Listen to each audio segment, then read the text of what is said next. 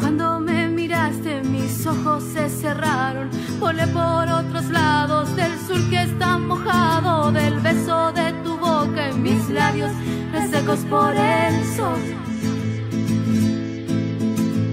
Pienso en mi pasado de sueños olvidados, promesas no cumplidas, después de tantos años y tierras divididas que ahora alumbras con tu sol. Cuando llegaste, yo caí de la altura del sol. Luego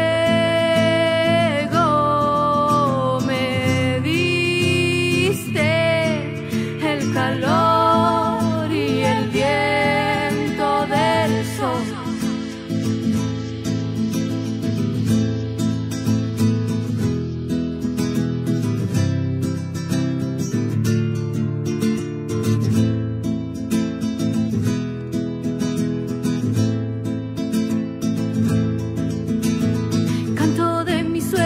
Canto acorralado entre luchas campesinas en contra del Estado y pensando en otras vidas. Mi canto es como la luz del sol. Canto lo de adentro por no echarlo afuera. Canto del sufrimiento, del grito de la tierra. En tus manos el espejo, en mis manos está la luz del sol.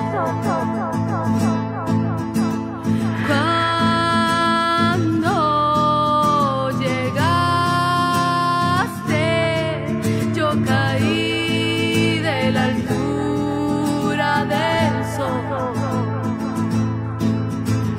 Luego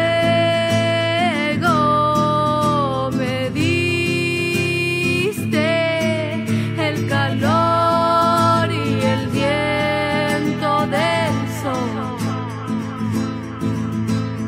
Cuando llegaste, yo caí de la altura del sol. Luego me diste el calor y el viento del sol. El calor y el viento del sol. Yo caí de la altura del sol.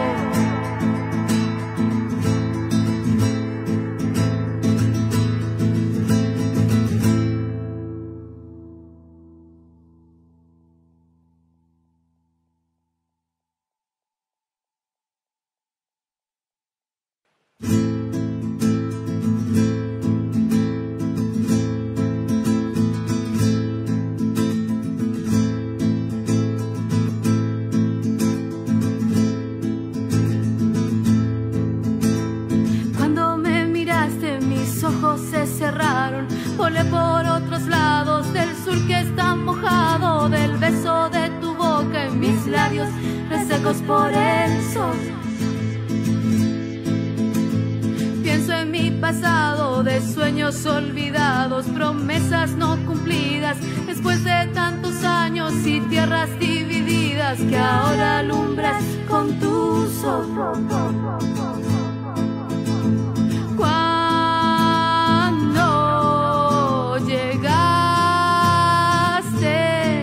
Yo caí de la altura del sol. Luego me diste el calor y el viento del sol.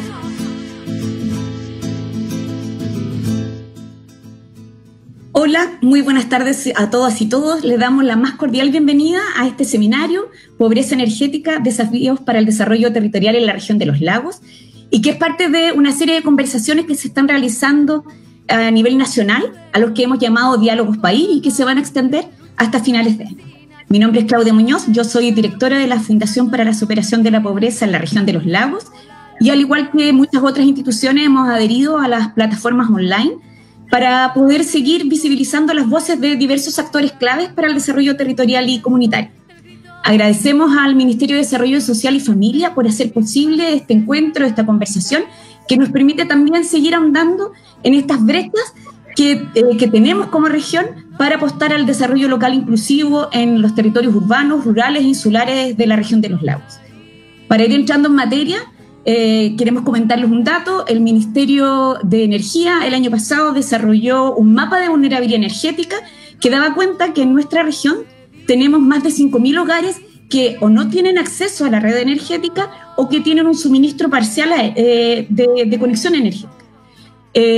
Tenemos también algunos datos concretos que nos entrega la encuesta CACEN, que hace las preguntas sobre conexión eléctrica y sobre el consumo de qué energía se ocupa para calefacción y también para cocina, pero que no son incorporados en el indicador final de pobreza multidimensional.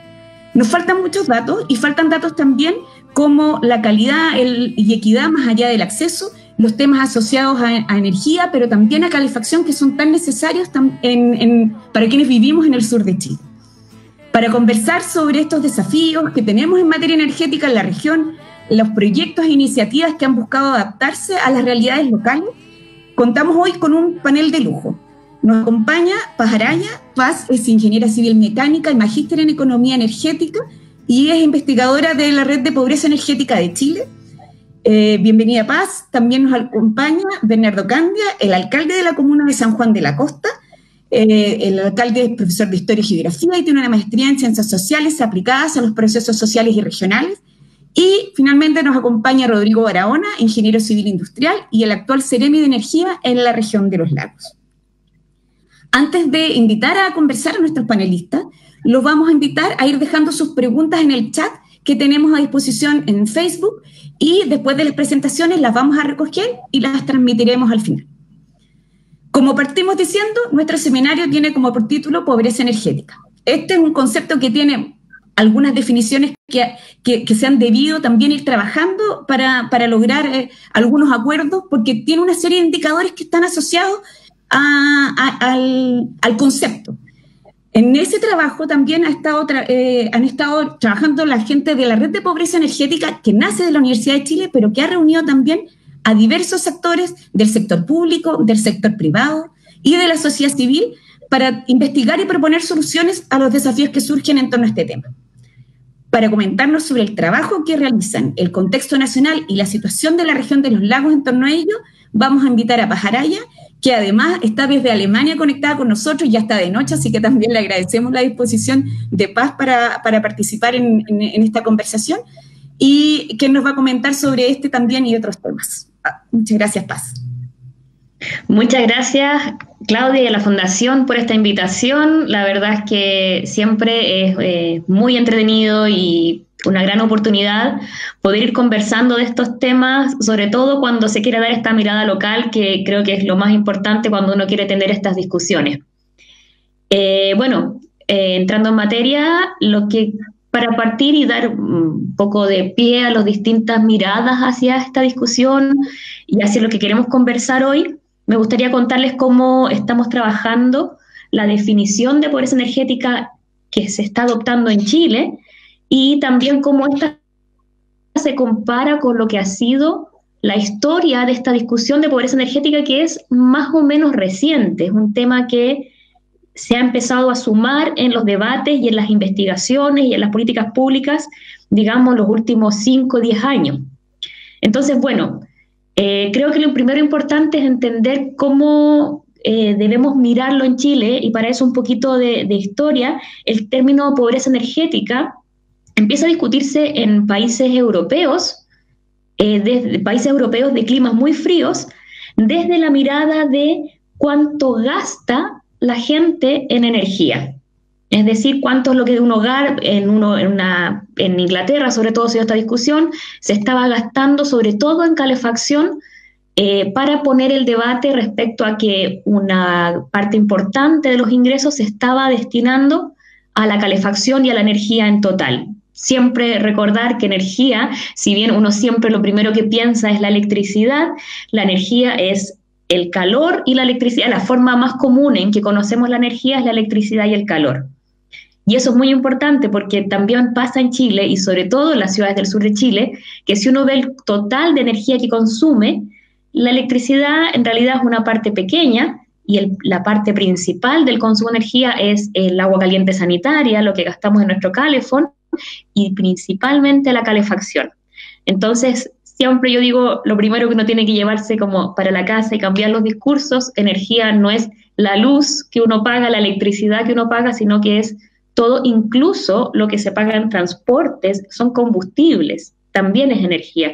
Pero eso ya pone un poquito más complejo el debate, así que vamos a quedarnos en lo que es el límite dentro del hogar, que es la calefacción y la electricidad.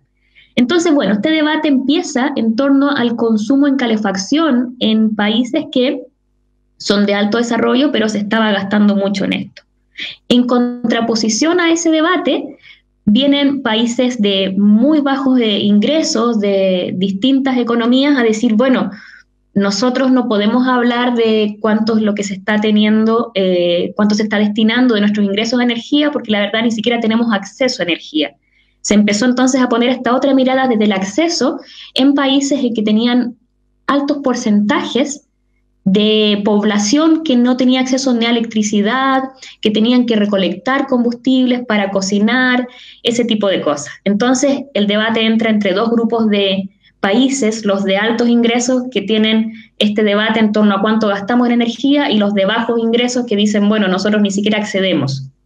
Y ahí entra Chile, en que dice, bueno, en Chile no es tan alto comparado quizás con otros países el porcentaje de los ingresos que se destina a energía. Bueno, vamos a ver que sí o no, depende un poco de la región. Y la verdad es que el acceso a electricidad y a combustibles en Chile está bastante bien. Hoy día 99% de la población tiene acceso a electricidad, y en todas las zonas donde se necesita calefacción hay leña, hay una red de distribución y hay un acceso al mercado de la leña. Entonces no tenemos ni un problema ni el otro. ¿Cuál es el problema en Chile? El problema en Chile, y ahí empezamos a decir, vamos a ver que el problema es la calidad del acceso a la energía. Estamos teniendo casas mal aisladas, consumo de leña húmeda, entonces ya teníamos que empezar a poner esta otra dimensión, además de la de acceso y la de equidad, la económica, la dimensión de la calidad. Y ahí comienza un debate que se da en varias instancias. Una fue el año 2016, mientras se discutía la política energía 2050, en que se quiso tocar el tema de pobreza energética, pero se dijo, sabes que ni siquiera tenemos una definición para Chile. Y en esos mismos años se empieza a conformar, a partir de algunas instancias académicas, la red de pobreza energética, que justamente se propuso como primera meta decir, necesitamos tener una definición de pobreza energética, pero que no sea propuesta desde la academia, que no sea propuesta desde ni siquiera la Universidad de Chile, sino que sea discutida entre académicos, grupos privados, organizaciones públicas, y sobre todo que se pueda hacer una articulación entre lo local y lo nacional, que no sea una definición, que no sea desde esta lejanía que hay entre la academia y la población muchas veces. Y entonces fueron más de un año, casi 2 años de debate en torno a este tema, para llegar a esta definición que hoy en día como red estamos trabajando y que creemos que cumple bastante bien el análisis y la visión que se tiene que tener para analizar este problema en Chile. Hay algunos principios, por ejemplo, entender que la pobreza energética es un problema actual. Tiene que verse desde las tecnologías desarrolladas hoy, desde cómo está nuestra economía hoy, cómo es la situación del país. Es situado, es decir, no es la misma pobreza energética para distintos territorios. Es un problema multidimensional, no se trata solo de la tecnología, no se trata solo de la sociedad, de los economistas, tenemos que ser capaces de dialogarlo entre personas de distintas disciplinas, de distintas organizaciones, de distintas escalas. Y por lo mismo es un problema complejo. O sea, solo el problema de la leña en Chile, y ustedes lo saben mejor que yo, es de una complejidad tremenda. Es una maraña de problemas donde está el mercado de la leña, la calidad de las casas, los problemas de desigualdad económica, de arraigos culturales respecto a la leña, ruralidad. Hay muchas cosas que están acá, entonces es un problema complejo. Entonces, bueno, después de todo este debate, ¿y cuál es la definición que tenemos hoy en día de pobreza energética? Y ojo que esta es bastante dinámica, sigue todavía cambiando a ratos, es: un hogar se encuentra en una situación de pobreza energética cuando no tiene acceso equitativo a servicios energéticos de alta calidad. Eso es lo que nosotros estamos proponiendo como definición de pobreza energética. ¿Qué significa de alta calidad? Que sean adecuados para mis necesidades energéticas, las de cada hogar, confiables, es decir, que no me signifique poner en riesgo mi seguridad, la de mi hogar, la de mi familia y la salud de mi familia, de mi hogar. Y que este acceso equitativo a servicios energéticos de alta calidad permita cubrir las necesidades fundamentales y básicas que permitan sostener el desarrollo humano y económico de los miembros de este hogar. Entonces acá, bueno, son varias cosas, ¿cierto? Acceso equitativo, servicios energéticos de alta calidad para cubrir necesidades. Eso nos lleva, por supuesto, al debate de qué son las necesidades energéticas. Nosotros entonces aquí proponemos hablar de necesidades fundamentales como aquellas que tienen un impacto en nuestra salud, que son 5. Cocción y conservación de alimentos. Necesitamos eso, ¿cierto? Tenemos que tener alimentos frescos en nuestro hogar, ser capaz de conservarlos, ser capaz de cocerlos, todo ese ámbito. Acceso al agua. ¿Cierto? Hay ciertos proyectos que son de energización para poder tener bombeo de agua, acceso al agua. Sin agua está en riesgo nuestra salud. Temperatura mínima y máxima saludable. Más allá de la discusión de con qué temperatura cada uno está cómodo, hay un mínimo que es el saludable. Es decir, menos de esa temperatura ya las personas empiezan a enfermarse, hay riesgo de enfermedades cardiovasculares, distintos problemas. Y lo mismo con temperaturas demasiado altas, que es un problema que se nos va a ir repitiendo en los escenarios de cambio climático. Iluminación mínima. La iluminación mínima es fundamental, si bien puedes no tener un impacto en la salud, necesitamos funcionar, ¿cierto?, ya en nuestras sociedades sobre ciertas horas en las cuales ya está de noche y necesitamos iluminarnos. Y el quinto es un caso particular que es la salud de electrodependientes. Un hogar que tiene un miembro de la familia que es electrodependiente, que está conectado a algún aparato que depende de energía eléctrica, obviamente que es fundamental que tenga electricidad todo el tiempo, que la electricidad no se esté cortando por distintas razones. De hecho, usualmente van a tener que tener algún respaldo para asegurar eso. Y bueno, también hay ciertas necesidades que son básicas, que no tienen efecto tan directo en la salud, pero varían según la pertinencia territorial o cultural de cada uno, ¿cierto? O sea, si uno le pregunta a una persona en Osorno, a alguien que viene desde Punta Arenas o a alguien que viene a vivir desde Santiago, ¿a qué temperaturas están cómodos? Va a ser muy distinto. ¿A qué temperatura está cómodo alguien de mayor edad, un niño de una casa donde hay un bebé? También van variando. Entonces, el confort térmico, por ejemplo, es una necesidad básica y que varía mucho según las características del hogar, de quién lo componen, de dónde estamos. El agua caliente sanitaria también. A cada uno se baña con temperaturas distintas, ¿cierto? No sé, uno mismo habla con sus amigos y a algunos les gusta el agua muy caliente, otros nada, ojalá fría. Eso va variando. Tipos de iluminación y tecnologías para la educación. Hoy en día las tecnologías para la educación en tiempos de pandemia han sido fundamentales. La gente necesita tener internet, computador, celular y toda una serie de conexiones para estar conectados al teléfono. Entonces esto que cuando lo discutíamos hace 2 años dudábamos qué tan fundamental iba a ser las tecnologías para la educación, ahora en tiempos de pandemia se volvió fundamental también. Entonces, bueno, hay un poco las cosas. Me gustaría invitarlos entonces a pensar en la pobreza energética desde estas dimensiones, que son para recapitular y poder cerrar bien, la dimensión del acceso a la energía es una de las partes, no es todo. O sea, decir tenemos o no tenemos acceso es solo una de las dimensiones y tiene que ver con lo físico, lo tecnológico, acceso no solo a la energía en sí, a los combustibles y a la electricidad, sino también acceso a tecnologías que me permitan aprovechar bien las cosas. La equidad, que tiene que ver con dos cosas importantes: cuánto gasto en energía y el subgasto. Muchos hogares no gastan tanto en energía, ¿pero por qué? Porque tienen que sacrificar el consumo de energía porque tienen otros gastos como salud, educación, comida, que son más importantes. Entonces terminan sacrificando la energía. Entonces no podemos medir solamente cuánto gasta, sino cuánto está evitando gastar por tener otros gastos. Y la calidad tiene que ver con cuánto tolera nuestro cuerpo, cuánto tolera nuestra salud mental, nuestras emociones también, respecto a cómo estamos en estos servicios energéticos, es decir, que la energía sea confiable, que sea adecuada, que sea segura, y aquí entra con mucha fuerza el gran problema de Chile, que es la contaminación intradomiciliaria por leña. Y para finalizar, la pertinencia territorial. Entender no es lo mismo la pobreza energética en todos los territorios, y por eso agradezco mucho que se hagan estos seminarios con esta mirada local, con esta mirada a lo regional. No es lo mismo discutir pobreza energética en la región de los lagos que, por ejemplo, en Arica y Parinacota, ¿cierto?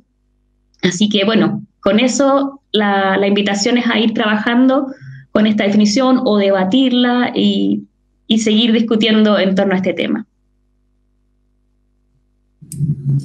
Muchas gracias, Paz, por tu presentación, por explicarnos muy bien esta multidimensionalidad que tiene el concepto de pobreza energética, por darnos a conocer también el contexto histórico de cómo se va dando este debate y esta definición que ya ustedes tienen, como dices tú, es flexible, puede seguir avanzando, pero que nos da una idea de esto de los que está en pobreza energética cuando no se tienen los accesos equitativos para servicios energéticos de alta calidad. Y especialmente por el último punto, donde tú también haces énfasis de que los temas de pobreza energética tienen que ver mucho con los territorios que se habitan y por lo tanto era muy interesante para nosotros empezar a abrir estos diálogos en nuestra región. Dentro de los temas que nos habla Paz está el tema del acceso, que efectivamente no es lo único, que nos lo explicó muy muy bien, pero que muchas veces es la base. Desde ahí quizás partimos. Y gran parte de las limitaciones a las que nos vemos enfrentados es a que tenemos una región que tiene una gran dispersión territorial, lo que hace que cualquier proyecto que quiera generar acceso a energía, y especialmente de repente energía eléctrica, se vea limitado por los costos que implica extender redes.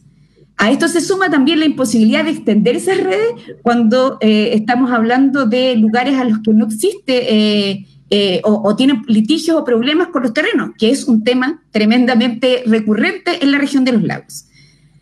De alguna forma u otra, el Ministerio de Energía, desde la región y desde otras regiones también, han estado impulsando y han estado trabajando acá en la región de los lagos con los municipios para buscar algunas alternativas que permitan llegar a más hogares con energía eléctrica, a través de proyectos como, por ejemplo, la instalación de paneles fotovoltaicos.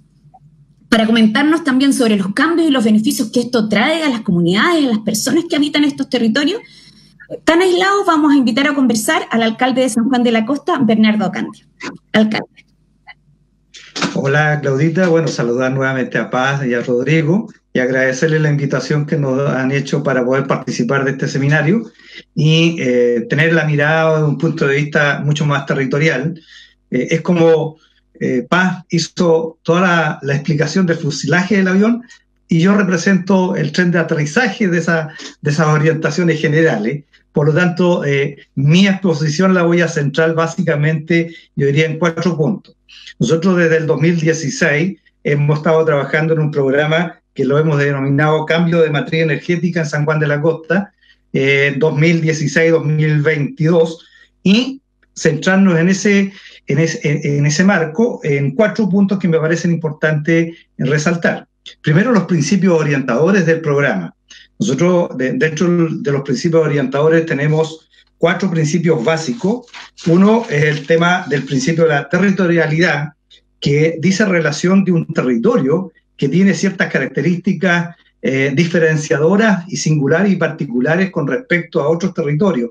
No es lo mismo hablar de San Juan de la Costa que hablar de San Pablo o otra comuna de la región de los lagos, menos del mundo urbano. Nosotros somos una comuna que básicamente tiene un territorio muy hermoso, muy bello, con una población del 90% que pertenece al pueblo mapuche huilliche, que reconoce, por lo tanto, una pertenencia cultural distinta, diferenciadora, y además de ello le da una identidad muy potente y mucho más amigable que aquellos que tienen muy orientado o muy interiorizado, yo diría, el principio del lucro.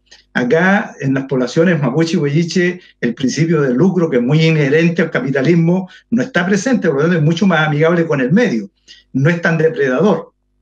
El segundo principio tiene que ver con la solidaridad, de cómo nosotros somos capaces también de desarrollar un programa que motive y fortalezca la solidaridad dentro de las comunidades y dentro de lo que es la comuna de San Juan de la Costa.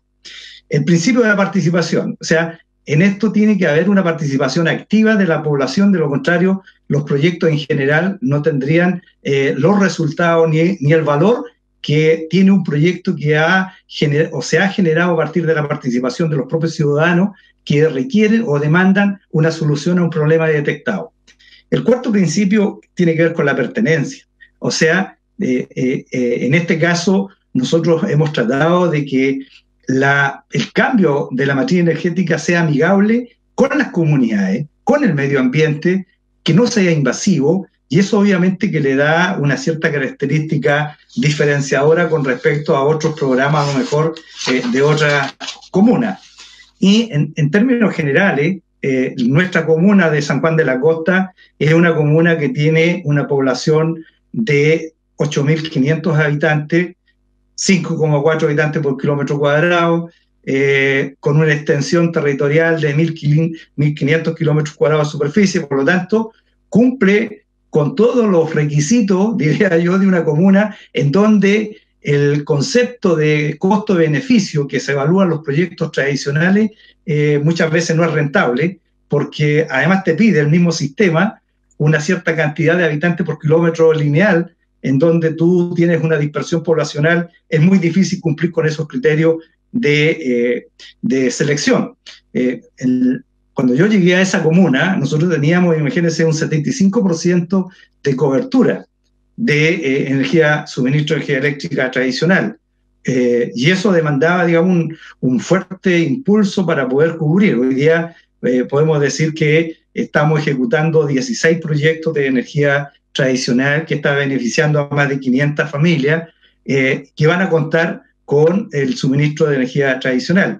Pero como es una comuna de alta vulnerabilidad, 53% de pobreza multidimensional, 914 familias que viven de la pensión básica solidaria. Si hoy día la situamos, estamos hablando de 130.000 pesos y 160.000 pesos como ingreso per cápita en la población que tiene pensión básica solidaria.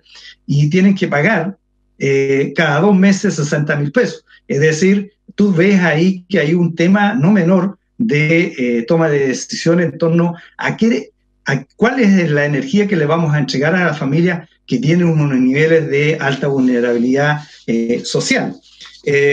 Dicho eso, quisiera situarme, sé que tengo 15 minutos, en 5 líneas de trabajo que nosotros hemos elaborado, que son básicamente las siguientes. En esta diversificación de la matriz energética, nosotros, por ejemplo, desde el 2016 trabajamos 4 proyectos de habilitación, suministro de energía eléctrica y energía fotovoltaica para zonas aisladas. 4 sectores que no tenían y no era viable el sistema tradicional. O sea, estamos hablando de 4 localidades altamente aisladas, que significan 64 familias que no tenían este suministro de energía eléctrica y por lo tanto hacía mención, por ejemplo, un niño de ese hogar va a estudiar menos porque no tiene luz para poder estudiar y por lo tanto tiene un impacto también en otros sectores si tú lo ves desde el punto de vista sistémico. igual pasa con la salud. Entonces, estas localidades o este modelo nos permitió entregarle a 4 zonas o localidades como son Pilfuco, Trafunco Los Vagos, Huitrapulle, sector de Caleta Milagro, que son parte, digamos, de este proceso que hemos iniciado para entregarle una energía que sea mucho más amigable con el medio. El segundo es el alumbrado público. Nosotros estamos empeñados en tratar de cambiar también la matriz en el alumbrado público, porque somos un municipio que tiene o depende básicamente del Fondo Común Municipal, y estar pagándole a la empresa proveedora del sistema una cantidad importante para nuestro presupuesto significa también un impacto enorme. Por lo tanto, lo que estamos haciendo ahí es tratar de cambiar, partiendo con algún proyecto piloto, el alumbrado público, que son 600 luminarias con energía fotovoltaica. De hecho, nuestras garitas, quien recorra el litoral, le colocaba energía fotovoltaica precisamente para ver cómo funcionaba, cómo operaba.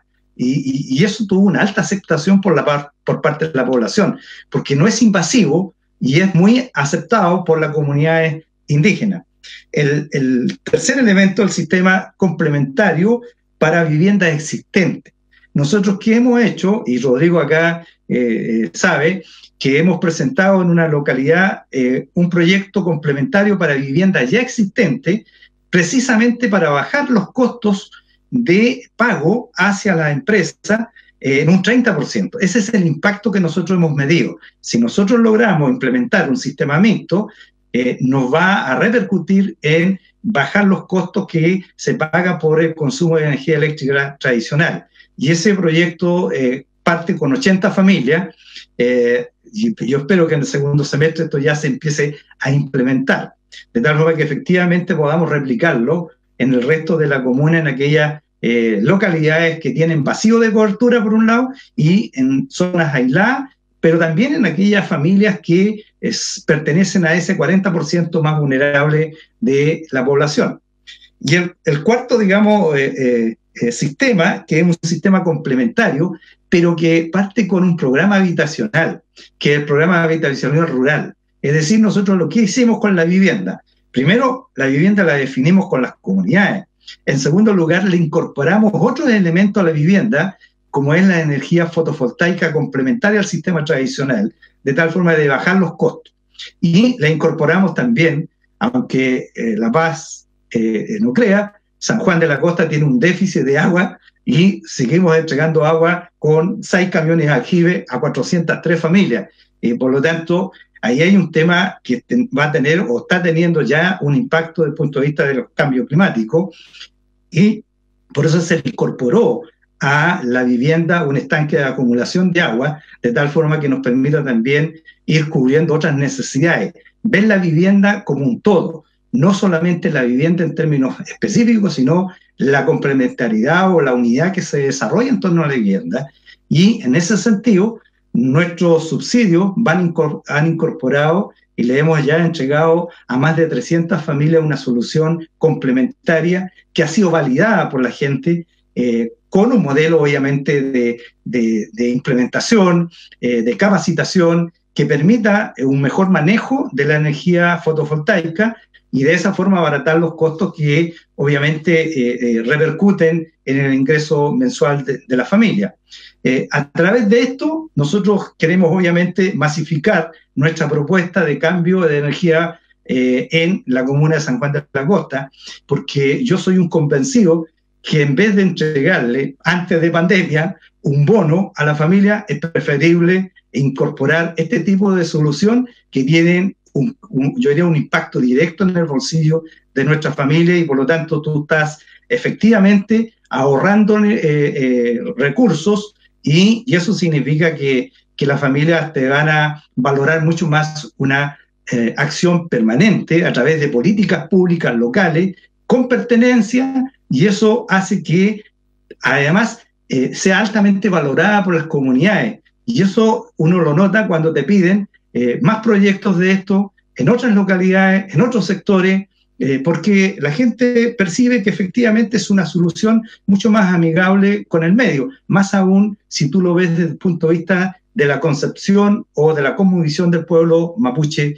huilliche. Entonces, creo que es una buena alternativa para aquellas localidades aisladas, por un lado, para los vacíos de cobertura, y cuando el costo es muy elevado en términos de lo que tienes que pagarle una vez instalado el suministro de energía eléctrica tradicional. En Chile el costo de la energía eléctrica tradicional es muy caro, y eso hace que obviamente el ingreso de familias como las nuestras se vean afectados por lo que tienen que pagar mensualmente.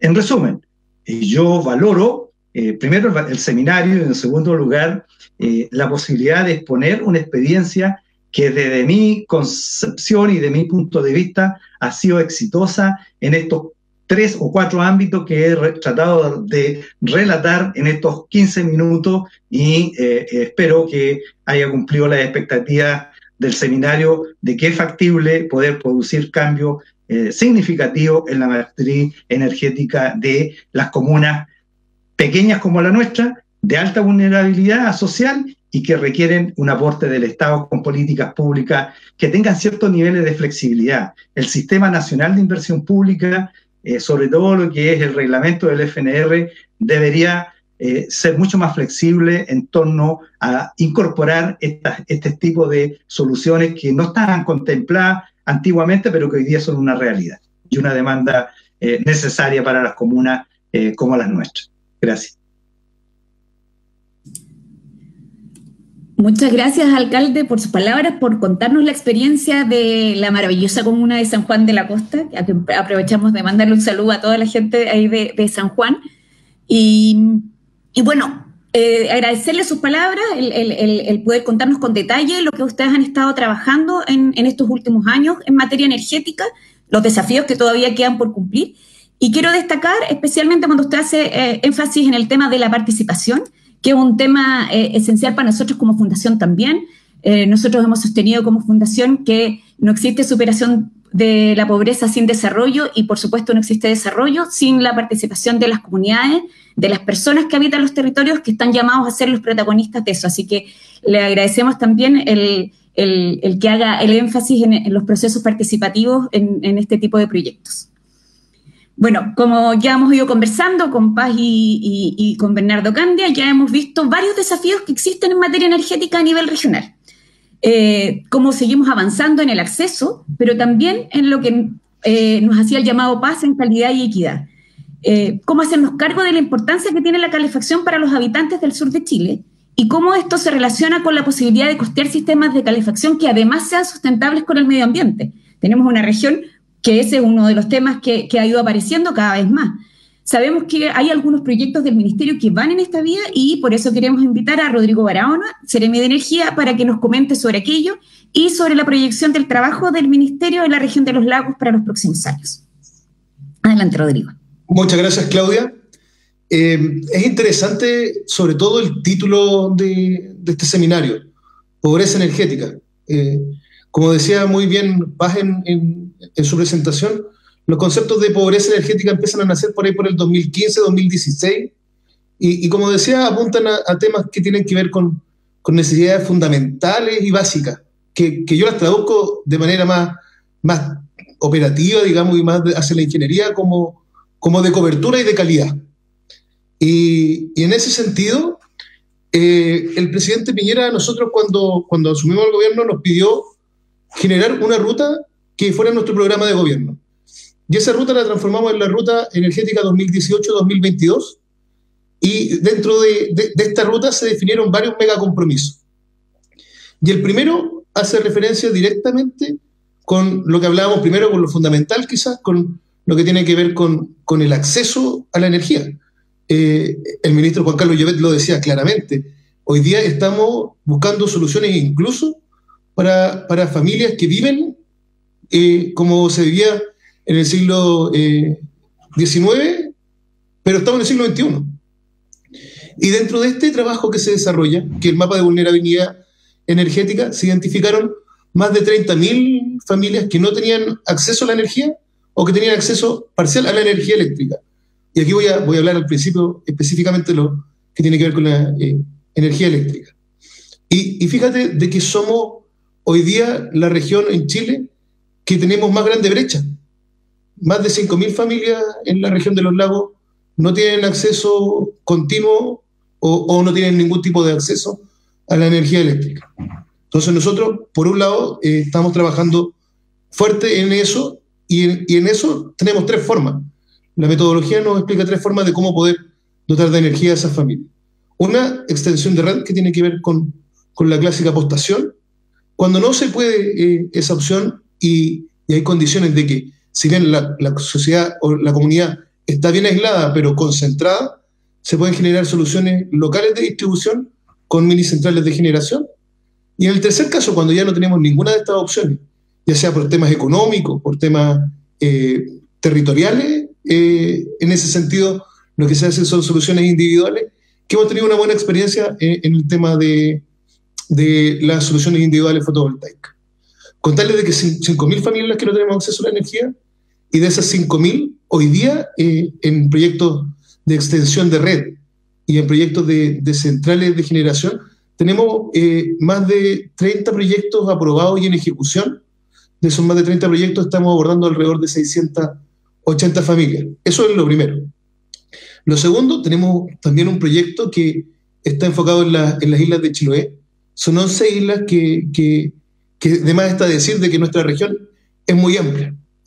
Parte de San Pablo, termina en Futaleufú, 30 comunas con altos índices de ruralidad, 70 islas habitadas, una extensa cordillera, y en ese sentido 70 islas habitadas es un gran desafío. Aquí tenemos un proyecto de 11 islas de electrificación con centrales de generación, principalmente, como están concentradas las personas, pero hay que generar redes de distribución interna que van a beneficiar alrededor de 1.000 familias.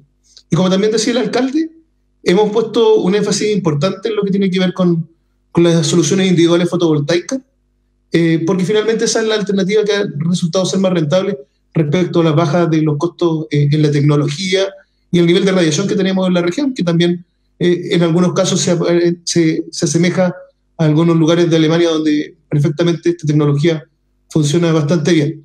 Entonces, en ese sentido, hasta el momento también, entre aprobados y contratados, un total de 193 familias en soluciones individuales fotovoltaicas.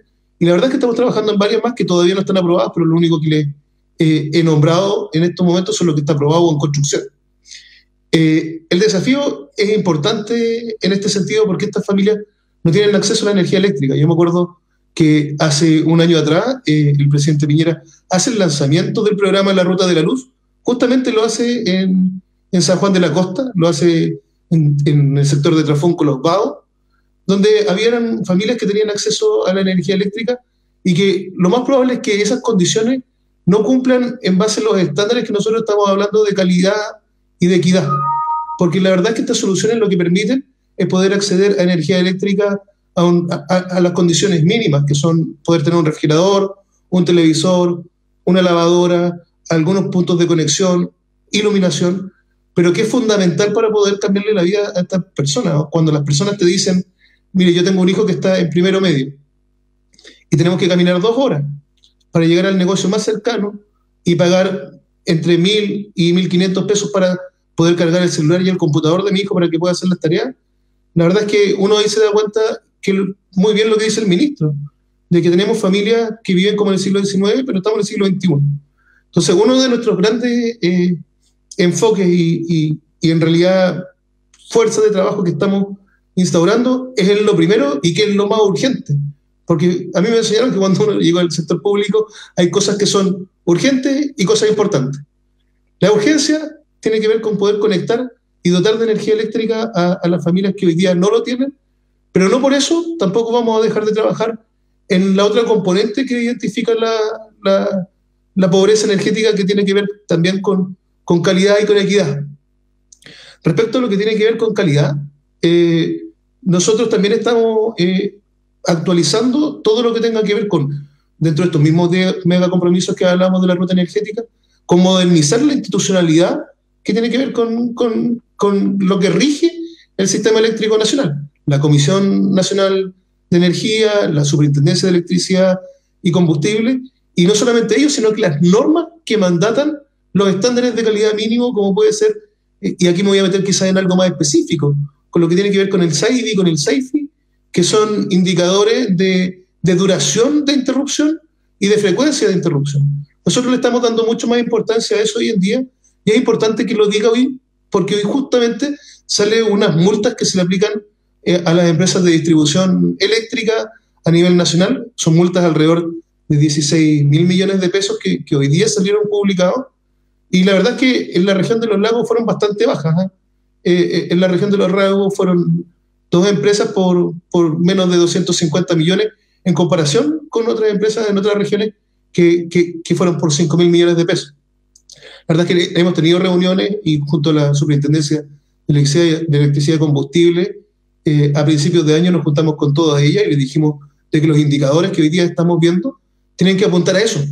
Ya los anteriores indicadores que veían un poco más global y más en promedio, hay que irlos agregando, porque ya cuando hablamos de SAIDI y SAIFI hablamos de par comuna empresa.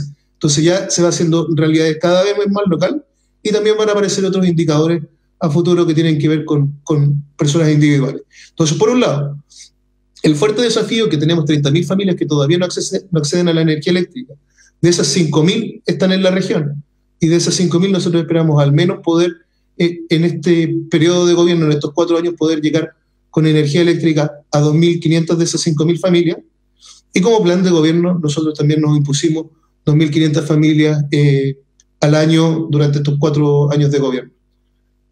Eso por un lado, con lo que tiene que ver con un tema eléctrico, que es súper potente, que cuando empezamos a hablar desde la ruta energética, que es nuestra ruta de guía, nos damos cuenta de que el primer mega compromiso tiene que ver con acceso, y nosotros somos la región que tenemos menos acceso de familias a energía eléctrica. Pero también somos el número 1 en otra cosa, en el uso de la leña. El uso de la leña en la región de los lagos, en nuestra región, más de 3,1 millones de metros cúbicos de consumo. Y eso estamos hablando que solamente los datos a nivel domiciliario, porque hay algún otro consumo que no tiene que ver exclusivamente con el domiciliario, y de que ese más del 95% de esa leña es leña húmeda.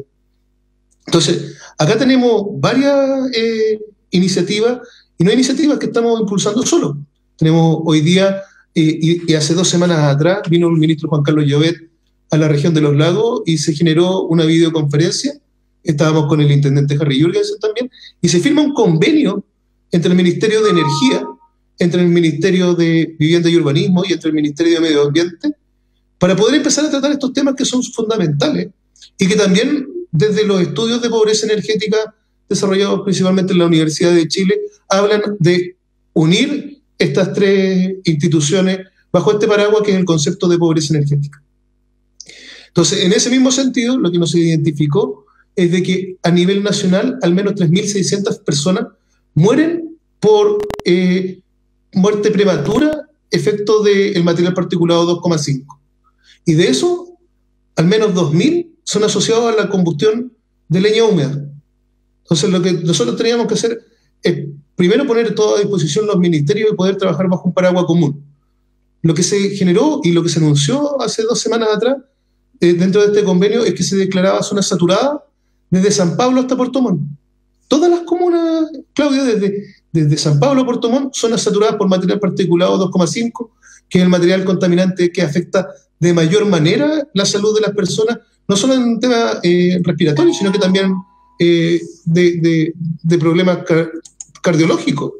Y en ese mismo sentido, alineamos las 3 posturas que son la mayor influencia dentro de nuestros ministerios, que está obviamente también bajo el paraguas de los planes de descontaminación ambiental, pero que ahora nos van a poder permitir extender este rango de acción desde el sector público de San Pablo a Puerto Montt, porque son zonas declaradas saturadas por material particulado. Y en ese sentido ha sido súper importante el trabajo que ha hecho el Ministerio de Medio Ambiente.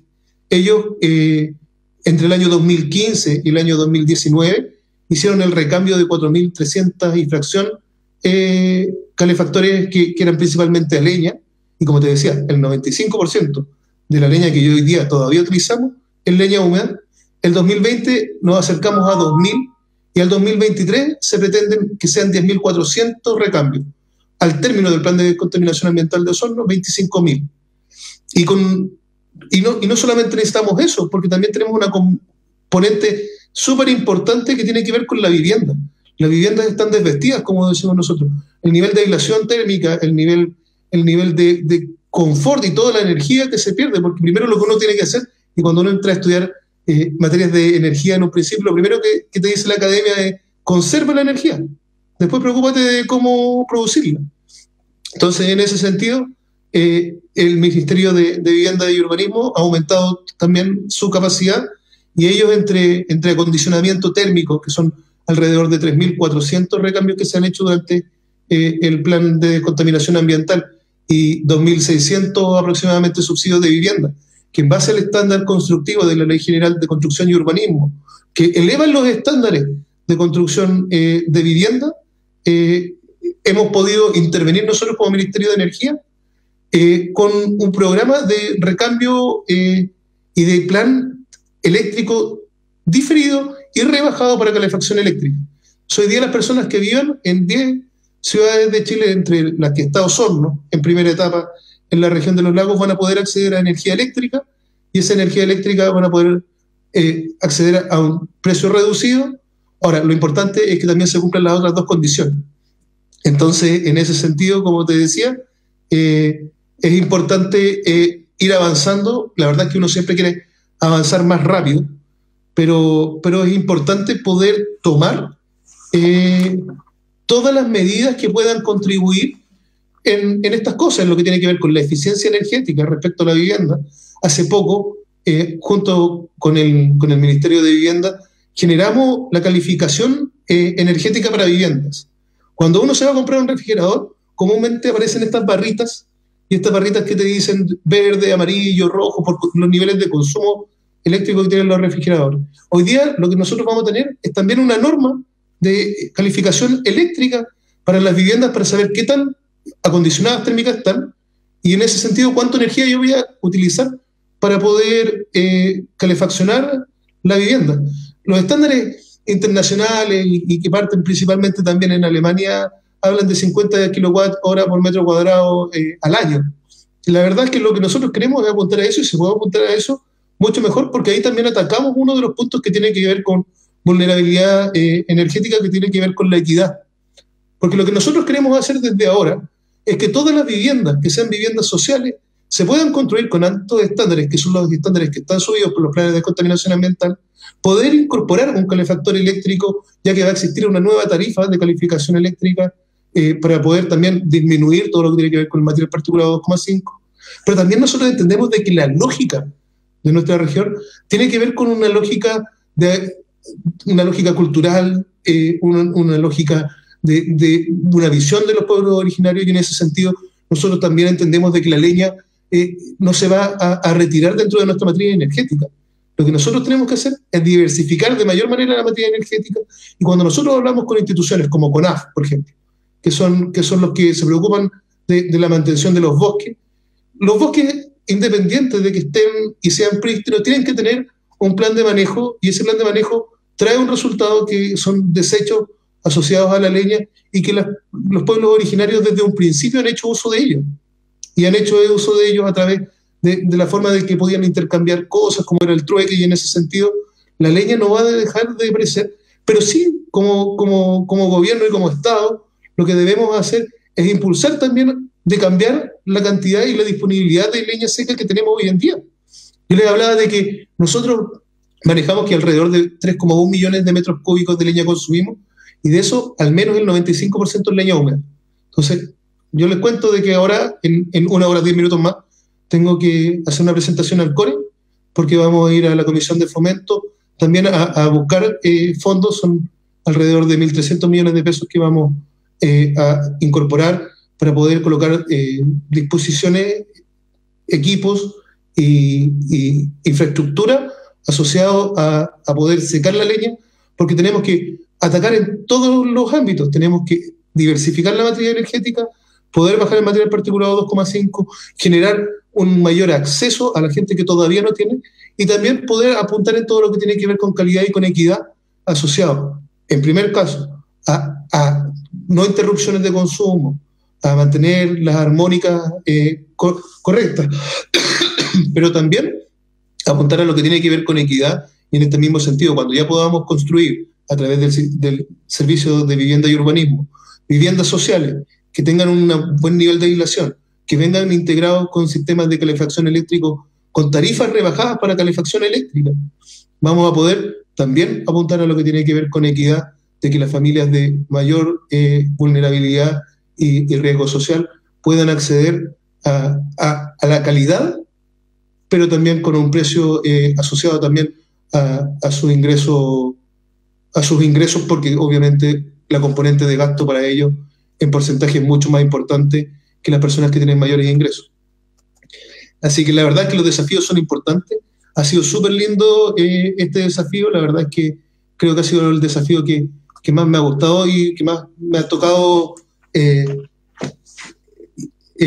abordar. Y en ese sentido, la verdad es que estamos esperando con ansias poder cumplir todos estos compromisos que hemos abordado. Y la verdad es que esta instancia se agradece, Claudia, agradecer a la Fundación de Superación de la Pobreza, porque de esta manera es como se deben abordar las cosas, vincular a la academia, vincular a los gobiernos locales, vincular a las organizaciones no gubernamentales, al gobierno y a la comunidad en general organizada. Aquí también las empresas tienen un rol súper importante, o sea, las empresas son las que hacen los proyectos de extensión de red o son las que hacen los proyectos de soluciones individuales fotovoltaicas. Entonces, la verdad es que para poder avanzar en este tema, tenemos que avanzar todos en un conjunto: sociedad civil, empresas, organizaciones no gubernamentales, gobiernos locales, gobiernos nacionales, gobiernos regionales y obviamente la academia. Así que muchas gracias por poder participar dentro de este seminario, que la verdad que dan ganas de hablar más, pero los tiempos son acotados,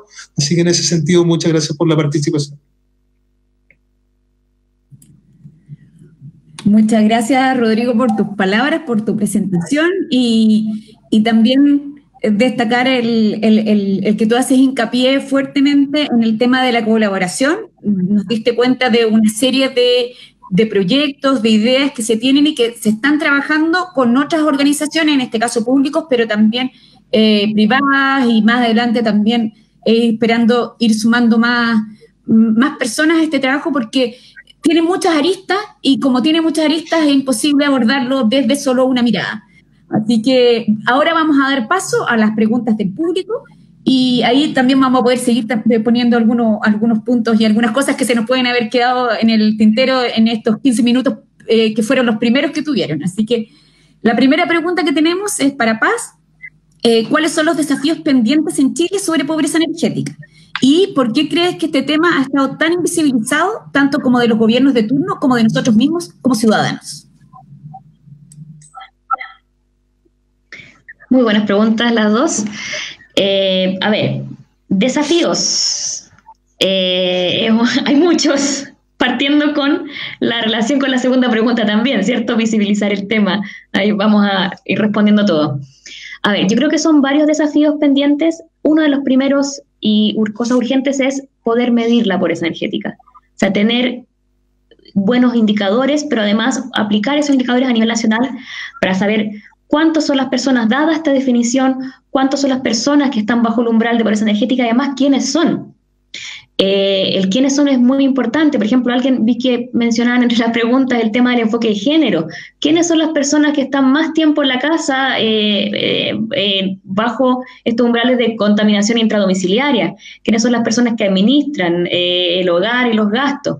Obviamente que va a haber un tema de género. También hay un tema, hablaba el alcalde de la participación de comunidades huilliche, comunidades indígenas. Entonces, creo que una cosa es saber cuántos son y otras quiénes son. En ese sentido, es interesante la oportunidad de poder ir mejorando, por ejemplo, la CACEN. Lo que se pregunta la CACEN, yo no creo que haya que hacer una nueva encuesta que sea solo para medir pobreza energética, sino que es usar las herramientas que ya tenemos y poder medir un poco más. ¿Cuánto es la calidad de nuestras casas? ¿Cuánta leña contaminada estamos usando realmente? todo este tipo de cosas creo que es uno de los primeros desafíos, medir correctamente para poder actuar. O sea, lo que uno siempre dice, si uno no se toma la temperatura y no sabe que tiene fiebre, no va a ir al médico y el médico podrá hacer un buen diagnóstico. Tenemos que diagnosticar bien la pobreza energética en Chile. Otro desafío importante que ya ha sido mencionado también indirectamente, tanto por el alcalde del CEREMI, es el articular a todos los actores, articular a las municipalidades, con las seremías, con los gobiernos nacionales, a la academia, con el sector privado, con el sector público, con la ciudadanía. Necesitamos articularnos mejor.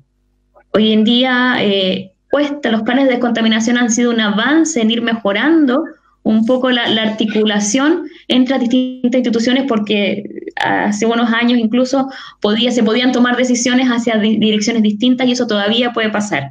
Necesitamos ponernos de acuerdo entre las instituciones respecto a las mejoras que hay que hacer. Y también mencionado por el alcalde, voy a tratar de ser súper breve, son varios puntos, desarrollar desde lo local. Creo que es súper interesante la iniciativa de San Juan, muy, muy interesante, porque es como desde lo local se deciden las cosas. Y tiene que ver con la articulación también, y tiene que ver con cómo se involucra a la ciudadanía en todas las etapas del proyecto, no solo en decirles, oye, aquí está la tecnología, quédense con ella, sino, como decía usted, ¿cierto?, desde el diseño del hogar, desde qué es lo que consideramos el hogar, qué tecnologías y cómo vamos a administrar los proyectos. Creo que eso es muy importante cuando se hagan cualquier tipo de proyectos, no solo de acceso a electricidad, de mejora de las viviendas, todo lo que se pueda hacer para mejorar estas condiciones. Y si ya me preguntan así, tecnológicamente, ¿alguna prioridad?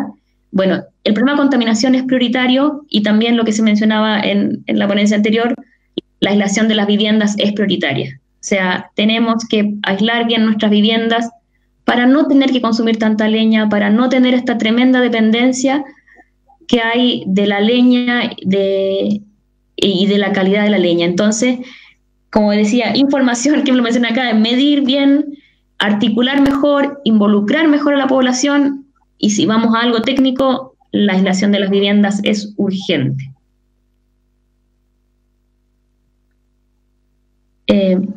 Ay, se me fue Claudia aquí. No sé si pasamos a la pregunta siguiente, que creo que es para el alcalde. ¿Sí? Se la voy a hacer yo para que el alcalde acá responda. La pregunta que nos llegó para el alcalde es: ¿qué rol juegan las organizaciones territoriales en la difusión de las políticas energéticas? Bueno, mira, yo distinguiría tres etapas. Hay una etapa básica que tiene que ver con la educación hacia la población de un concepto distinto que es la matriz energética, de tal forma de que la gente vaya paulatinamente interiorizándose de qué se está hablando cuando se habla de políticas energéticas. Y una barrera que nosotros tuvimos que, obviamente, pasar fue precisamente la barrera cultural. Yo diría, cierto escepticismo que existía con respecto a la energía fotovoltaica. La primera pregunta, alcalde, ¿qué pasa cuando no hay sol? O el sol no está alumbrando o está nublado.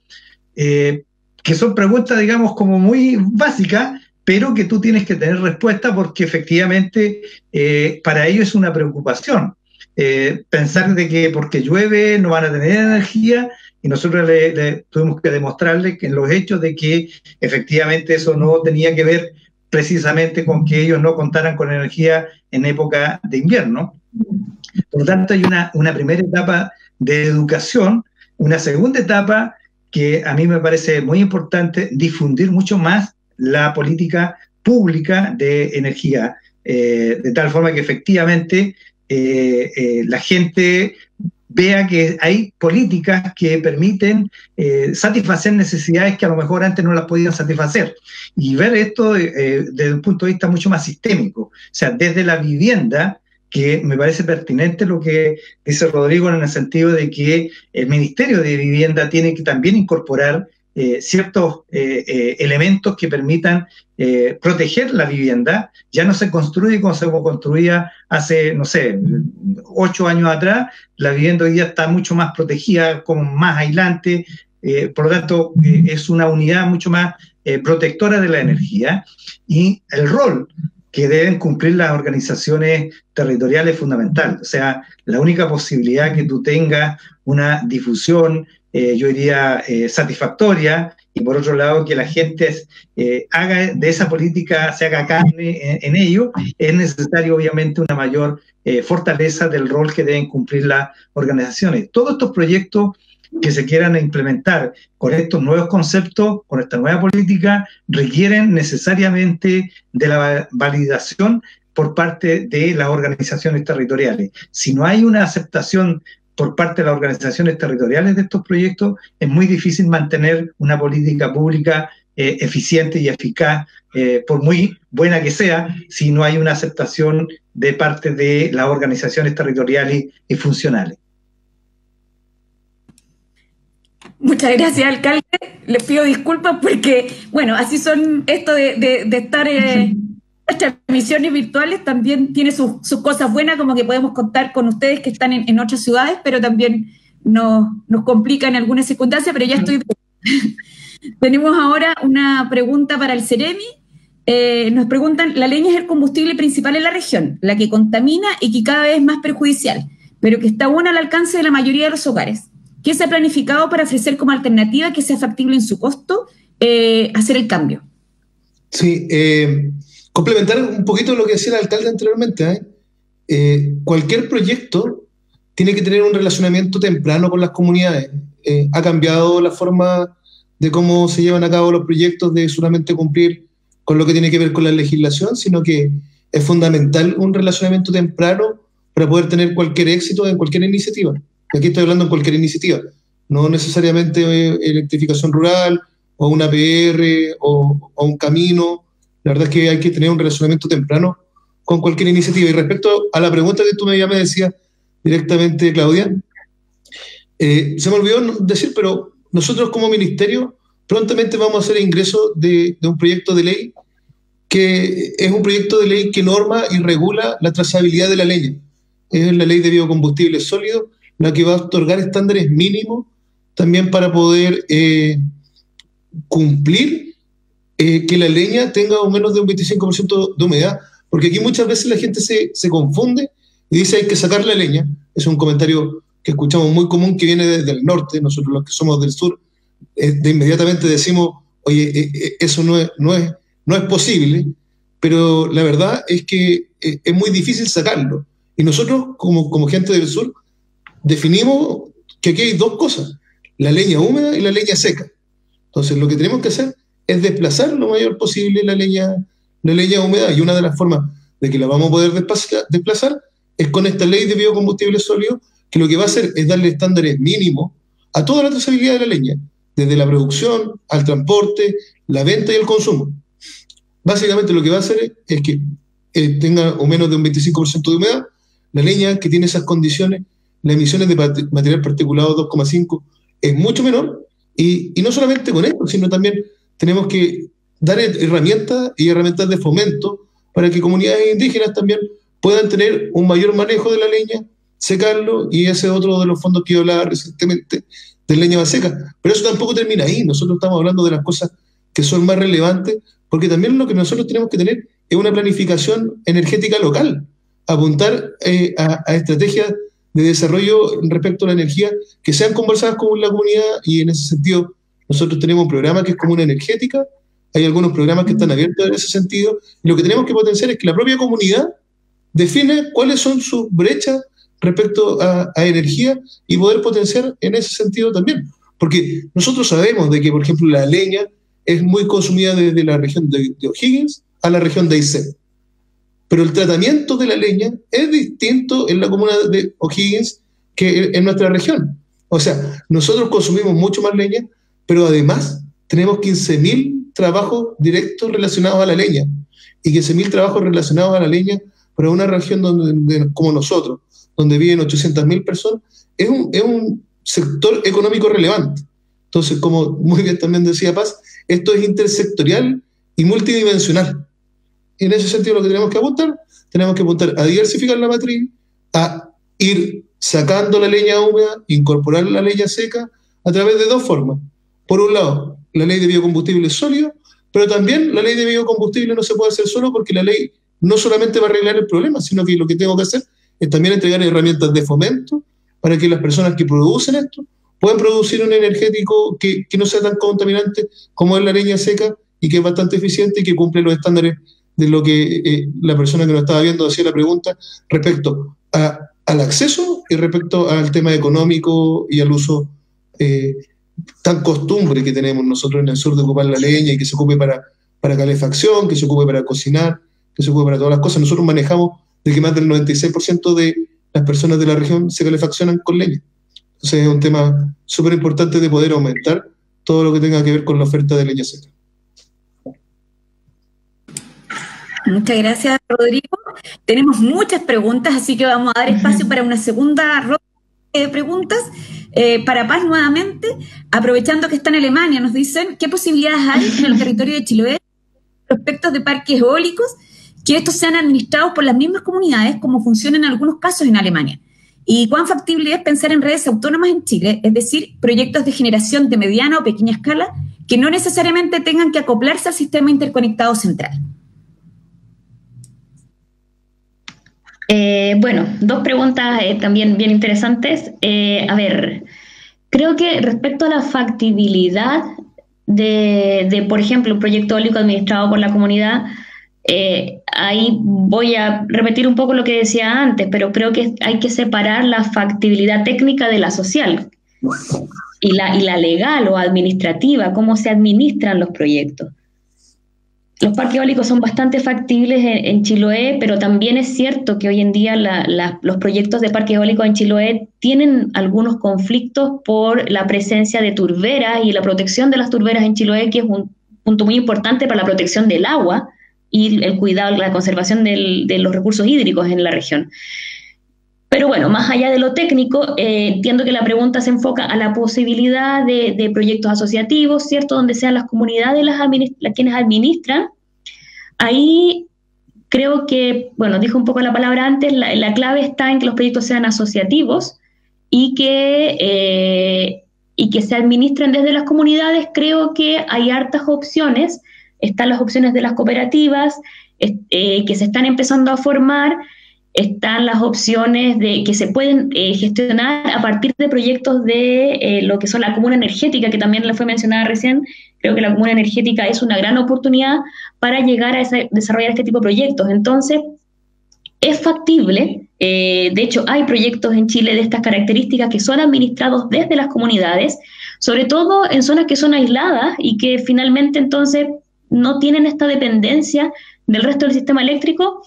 Es ideal en esas zonas hacer este tipo de proyectos que son gestionados desde el mismo territorio, y creo que el principal conflicto de factibilidad es tener la capacidad de gestionarse desde la comunidad, ¿cierto? Ponerse de acuerdo, y eso pasa por un proceso de educación, de participación, de diálogo, de forma que después, cuando ya se administra, minimizar los conflictos que puede haber desde esta administración. Entonces, y creo que ahí respondo un poco a las dos preguntas. O sea, ¿se pueden hacer proyectos de mediana, pequeña escala? Bueno, cuando son sistemas aislados es muy factible. En los casos de ya sistemas medianos a pequeños y que están conectados a la red, ahí pasa ya una complejidad legal, que la verdad es que si me pongo a explicarla podría estar hablando 20 minutos, pero tiene que ver un poco con el tamaño, ¿cierto? Hoy en día nuestra ley de net metering tiene un máximo de 150 kilos, si no me equivoco, kilowatts, como para los tipos de proyectos. Entonces ese es un poco el límite de lo que podría tener una comunidad como proyecto pequeño para poder estar conectado a la red. Si no, igual se puede, pero ya hay una complejidad legal un poquito mayor. O sea, en todos los casos se puede. El punto ahí es cómo se va entrando a lo que es el sistema, nuestro sistema eléctrico con toda su regulación. No quiero entrar en los detalles solo por un tema de tiempo, porque ya entrar en la parte de regulación eléctrica es un poquito más complejo. Pero respondiendo a la pregunta, sí es factible, siempre ojo con la factibilidad social. No solo la técnica legal, sino también la social de los proyectos. Muchas gracias, Paz. Una pregunta para el alcalde. El alcalde mencionaba la gran cantidad, gran porcentaje de población mapuche huilliche que habita su comuna, y nos preguntan cómo perciben la energía eólica en las comunidades indígenas.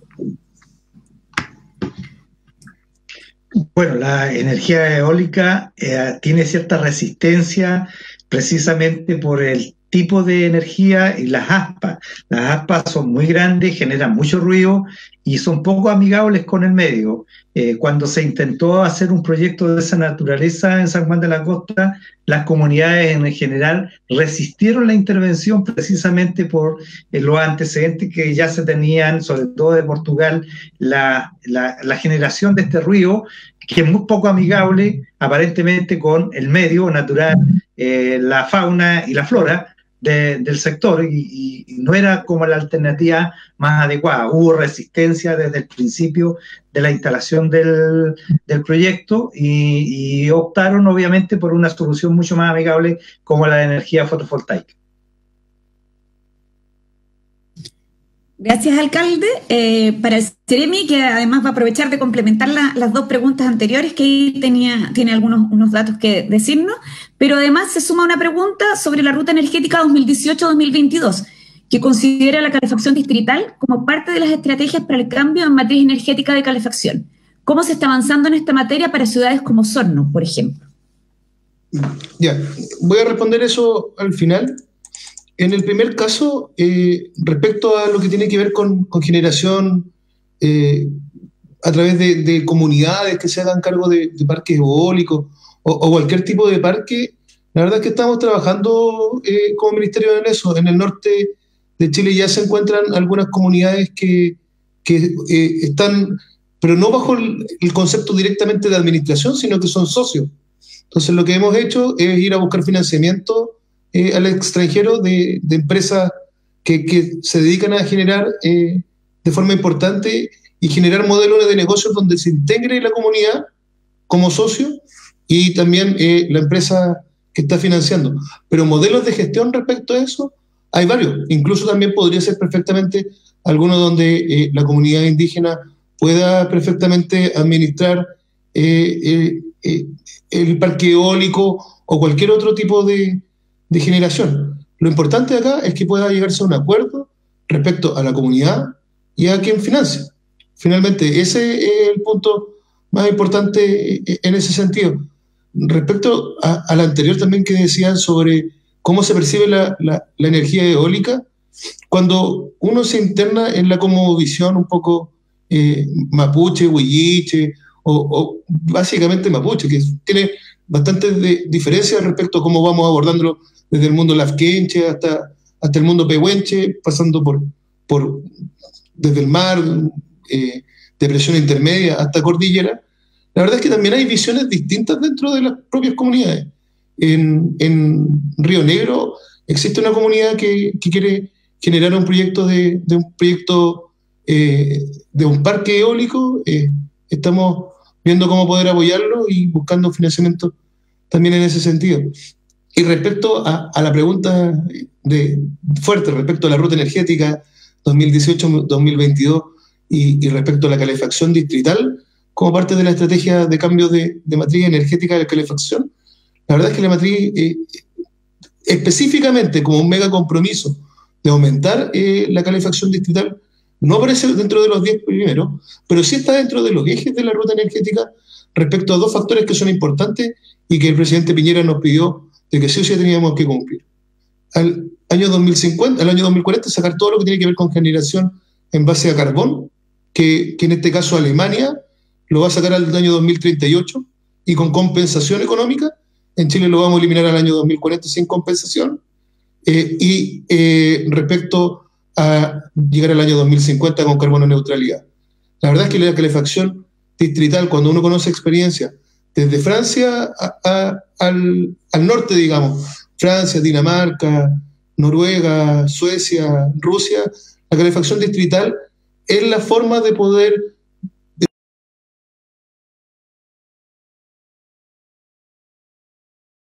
importantísimo si es que nosotros podemos potenciar las energías renovables no convencionales.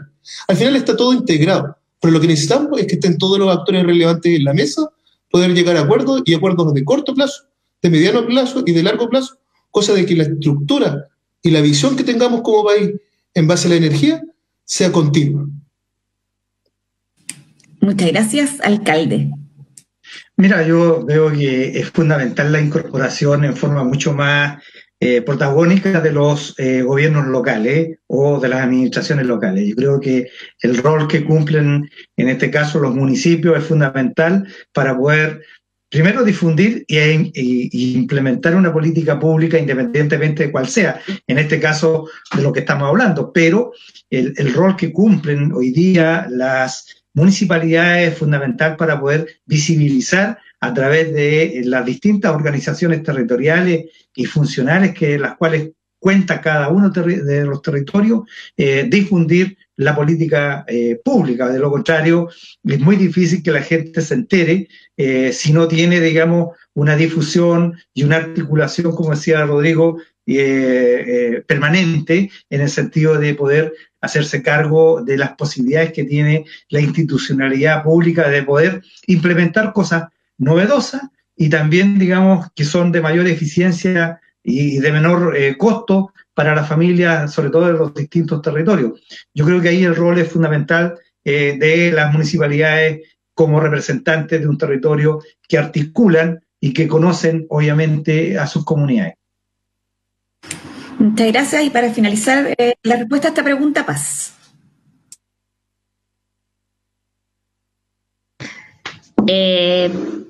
Sí, a ver, creo que hay dos puntos que responder acá. Uno es cómo damos el mensaje, cuál es el mensaje importante que ayuda a multiplicar un poco esta idea, y creo que con esto respondo a lo que me habían preguntado antes respecto a por qué está tan invisible, y a través de qué medios dar el mensaje. Respecto al cómo, creo que lo importante es darnos cuenta que hay algo que está presente en nuestras vidas, en nuestra vida cotidiana, adentro de nuestros hogares, y que no lo estamos viendo, no lo estamos visibilizando correctamente. Entonces creo que es importante generar un diálogo en que seamos capaces de darnos cuenta que hay algo que hace muchos años está ahí presente y no lo estábamos notando. Creo que esa cercanía ayuda a que el mensaje se haga más potente, el darnos cuenta que está en nuestras casas el problema. Y a través de qué medios, yo creo que todos los medios posibles, o sea, lo que ya han mencionado. El efecto multiplicador es súper importante. A nosotros como red, que empezamos a funcionar hace 4 años, el efecto multiplicador ha sido impresionante, como solo algo que partió entre un grupo de gente fue sumando y sumando en la medida que cada uno empezaba a usar más el lenguaje, empezaba a visibilizar el tema.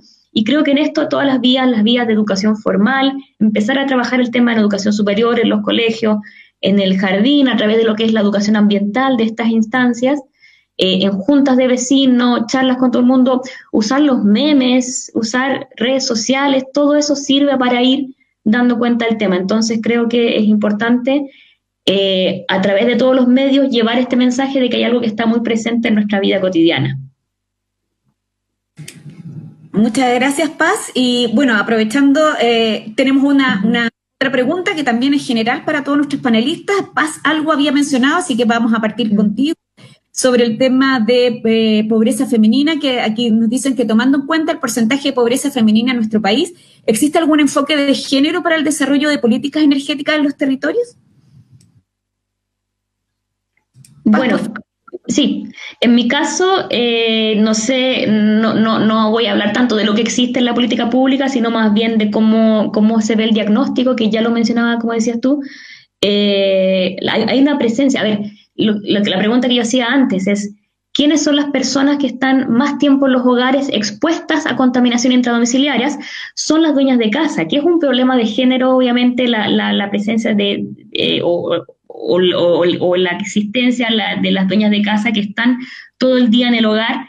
Entonces, ese es uno de los focos de género que es importante. Es decir, ¿quiénes son las personas que están expuestas a los problemas de tener un hogar pobre energéticamente? Cosa que ahora también con la pandemia nos hemos visibilizado un poco más. O sea, ahora las personas estamos más en nuestra casa y más nos estamos dando cuenta que nuestras casas es fría en invierno, que está contaminada o que estamos gastando mucho en energía, y eso alguien que está siempre, con o sin pandemia, todo el día en la casa, lo percibe más. Y creo que otro punto es lo que también mencionaba, que es la administración del hogar, es quiénes son los que se estresan quiénes son las que se estresan al administrar los gastos del hogar, en qué se está gastando y cómo están pasando las cosas. Y creo que también es interesante el rol que pueden tener las mujeres en la administración de proyectos comunitarios. No sé, habría cómo ha sido el caso con las comunidades que han trabajado el alcalde, pero también lo que he visto yo es que hay una alta presencia femenina en los proyectos que son de gestión comunitaria. Bien, alcalde, ahí, bueno, Paz le dio el pase para que también pueda comentar cómo ha visto usted este tema del enfoque de género en la planificación que nos contaba y los proyectos que han ustedes ido llevando a cabo. Mira, yo voy a hablar desde la vivencia práctica del día a día, y en San Juan de la Costa mayoritariamente es la mujer la que es o cumple el rol de jefe de hogar y es la que asiste a las reuniones cuando se discuten los proyectos. Por lo tanto, la presencia es muy activa de parte de la mujer en la construcción de un proyecto como de energía fotovoltaica o cualquier proyecto. Generalmente lo que uno observa en la práctica que la mujer la lleva. Si a mí me hablan de patriarcado, yo digo, mire, mi comuna, en realidad yo tengo una matriz absolutamente matriarcal, no, porque tanto la salud como la educación y las políticas en general, es la mujer la que tiene el rol presencial en la construcción de las mismas. Muchas gracias, alcalde. Y finalmente, para el Ceremi, ¿cómo desde la política pública también a nivel nacional y cómo se aplica a nivel regional el enfoque de género que puede ir teniendo?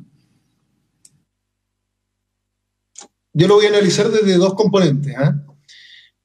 Primero, desde cómo vemos el sector energético, por un lado, y después cómo vemos los que sean beneficiarios de una política pública. Nosotros al principio de nuestro gobierno nos dimos cuenta de que el nivel de participación de la mujer era muy bajo en todo lo que tenía que ver con la industria energética. Alrededor de un 20% de las personas que trabajan en energía son mujeres.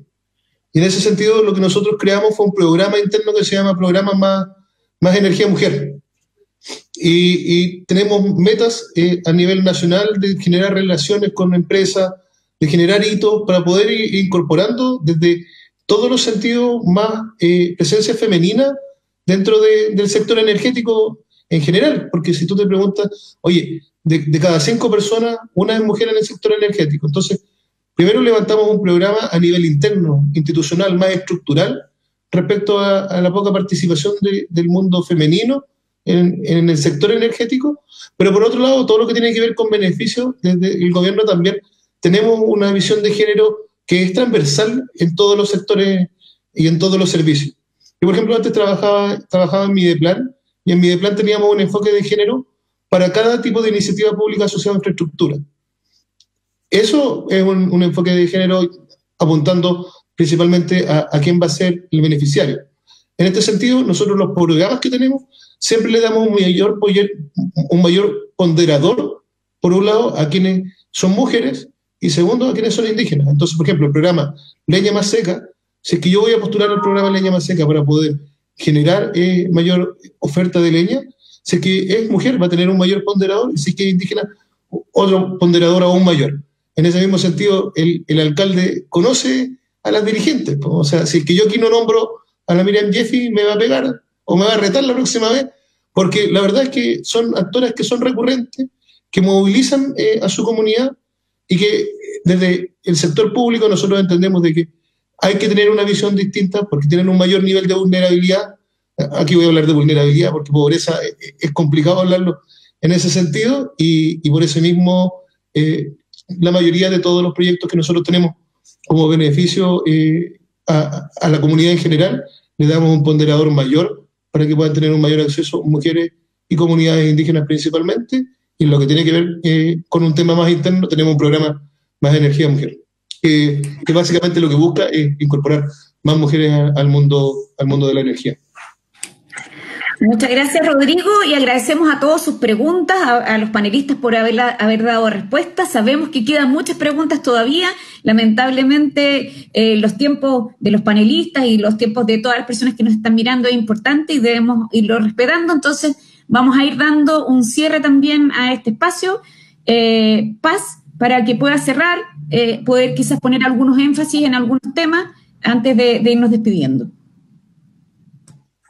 No, bueno, primero que todo agradecer, creo que como hablábamos del tema de difusión y educación, estas instancias son súper valiosas, agradecer a la gente por las preguntas y comentarios que fue poniendo, muy interesante, invitarlos a seguir viendo el tema, un poquito de publicidad, pueden entrar a la web pobrezaenergética.cl, que es la de nuestra red, donde justamente vamos a tener un seminario en un par de semanas, si no me equivoco, ya con una mirada latinoamericana y cómo la pobreza energética está en el contexto de pandemia. Así que pueden entrar a la web y ahí informarse más. Hay mucha documentación, infografía, textos para quienes quieran saber más del tema. Muchas gracias a la Fundación de la Superación de la Pobreza por la invitación. Muchas gracias y vamos a estar atentos al seminario Paz. Alcalde. No, solamente agradecerle, saludar a Paz, a Rodrigo, a ti Claudia, agradecerle a la Fundación y efectivamente yo creo que estas son instancias que permiten difundir las experiencias locales para que también otras personas que vean, observan o escuchan este tipo de seminarios puedan también implementar políticas en aquellos territorios que todavía no se han implementado. Y por lo tanto también es una instancia donde uno puede dar a conocer aquellas experiencias que han sido exitosas desde el punto de vista de la construcción de políticas locales, con el apoyo obviamente institucional del Estado de Chile y del gobierno para llevar a cabo aquellos programas que son de directo beneficio a las comunidades como son nuestra gente en San Juan de la Costa. Así que muy agradecido por la invitación y haber compartido con ustedes en este seminario. Muchas gracias, Seremi. Para cerrar. Quiero darle las gracias a la Fundación de Superación de la Pobreza porque estas instancias donde podemos mostrar a distintos actores de la comunidad son fundamentales para dar un primer paso y ser un efecto multiplicador del tema. Primera vez que yo veo un panel de estas características donde se pueda discutir y sobre todo la cantidad de WhatsApp que me llegan entre medio de que estamos haciendo esta charla o este seminario, porque la verdad es que se generó un interés importante respecto a esto y yo creo que el desafío va a quedar en cómo seguimos metiéndonos más en el tema, porque al final esto fue un refresh súper por encima, donde el nivel de discusión y de amplitud que tiene todo lo que tiene que ver con energía es muy amplio. Así que agradecer a la Fundación de Superación de la Pobreza por poner estos temas de estas características, vincular a la academia, los gobiernos locales, los gobiernos regionales, organizaciones no gubernamentales, porque es fundamental sentar a todos los actores relevantes dentro de una misma mesa y poder llegar a acuerdos. Así que muchas gracias a la Fundación por esta instancia. Muchas gracias a los tres panelistas por la disposición, por el tiempo y por toda la muy buena información que nos entregaron. Nosotros esperamos poder haber abierto un canal, o sea, una posibilidad de más diálogo, más colaboración entre los distintos actores del mundo público, privado, de la academia y de la sociedad civil, para seguir avanzando en superar estas brechas en nuestra región. Con esto damos por terminado el seminario número 14 del ciclo de Diálogos País. Vamos a seguir de todas formas durante todo el año realizando estos espacios. Pueden informarse en www.superacionpobreza.cl. Agradecer nuevamente a nuestros tres panelistas, al Ministerio de Desarrollo Social y Familia y a todos y todas quienes nos acompañaron en este seminario. Muchas gracias. Gracias. Olvidados, promesas no cumplidas, después de tantos años y tierras divididas que ahora alumbras con tus ojos.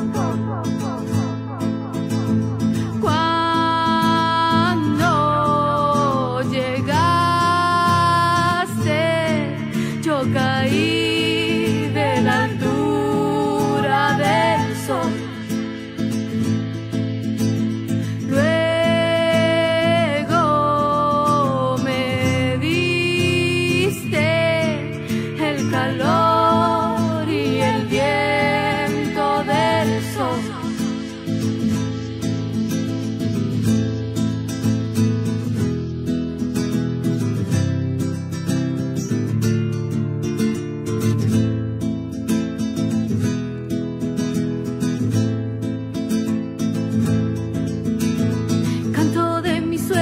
Canto acorralado entre luchas campesinas en contra del Estado y pensando en otras vidas.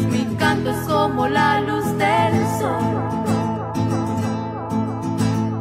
Canto lo de adentro por no echarlo afuera, canto del sufrimiento, el grito de la tierra, en tus manos el espejo, en mis manos está la luz del sol.